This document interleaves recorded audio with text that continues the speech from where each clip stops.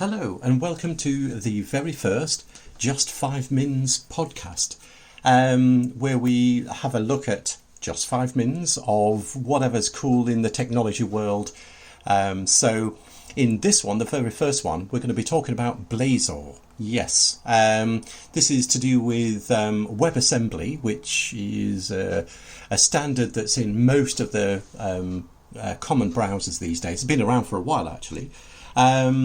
And something called Blazor, which if you're not in the .NET world, this is a templating engine that's been around again for a long time.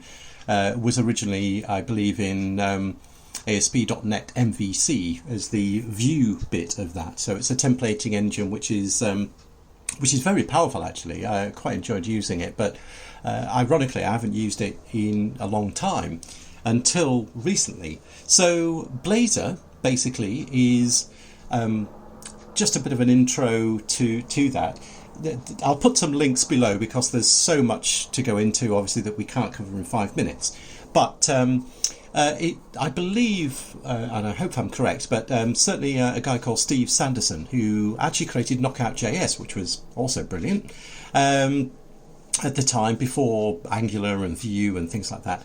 And I believe he started to play around with a demo that was based on Mono, which was an open source version of .NET at the time. Now it's all .NET Core, which of course is fully open source across, Mac, PC, Linux, and ultimately he had a little bit of a play around and realised you can actually get compiled .NET code to actually run in the browser with WebAssembly, and it sort of went on from there really, I suppose. And what really became, when I looked at it, I thought, well, okay, this looks cool. Yes, you can write .NET code, albeit a subset, in and run in the browser. And the first thing that really came to me was, isn't this a bit like Silverlight or Flash or plugins and things like that?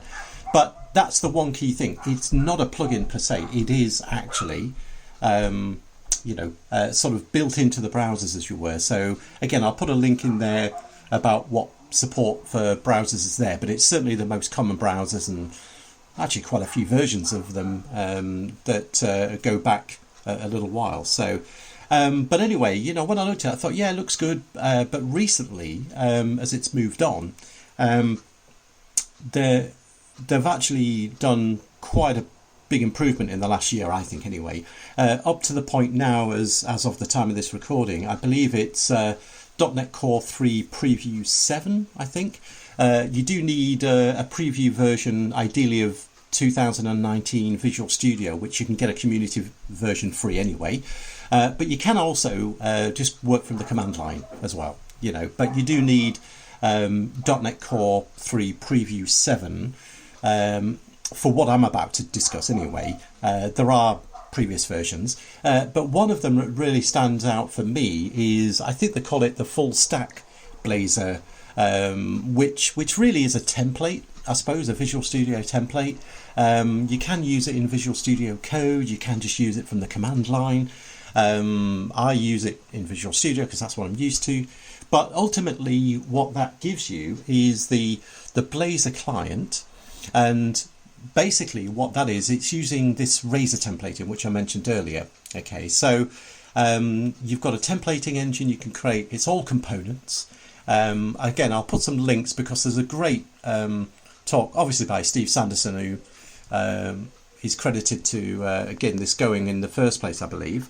But also, I think there's Dan Roth, I think it is. But I'll include the links anyway. But it's essentially the client side is the Blazor client, which runs, again, is the the WebAssembly part, and then it's obviously got a back end which is the full stack part, which is really just the .NET Core Web API, and then there's a shared sort of project as well where you can share models and other bits and pieces. But it's really cool, and one of the main things I found was working with Angular for a while is all the sort of files and everything. I still love Angular, I'll still continue to use it, but I was really impressed by the simplicity, especially by using things like some of the Sync Fusion components or DevExpress or Telerik components that are already there for Blazor. They're in beta, but they're, the way that you wire them up compared to, say, something like Angular, etc., for a front-end development environment is so much easier, I think. So it's really worth having a look at. I've just noticed we've certainly gone past the 5 minutes, but hey, it's the first show, so I can get away with that. But certainly, even if you're not a .NET person, it is open source. You can check it out. As I say, I'll have some links in the show notes below. But hopefully that's, from my perspective, it's quite an exciting technology. And certainly the WebAssembly isn't limited to a Microsoft thing or .NET thing. If you go to the webassembly.org, I think it is, you'll see lots of examples in lots of different languages. But the fact is, it can run compiled code in the browser in a sandbox environment. Pretty cool. Okay, until next time, that's it, folks.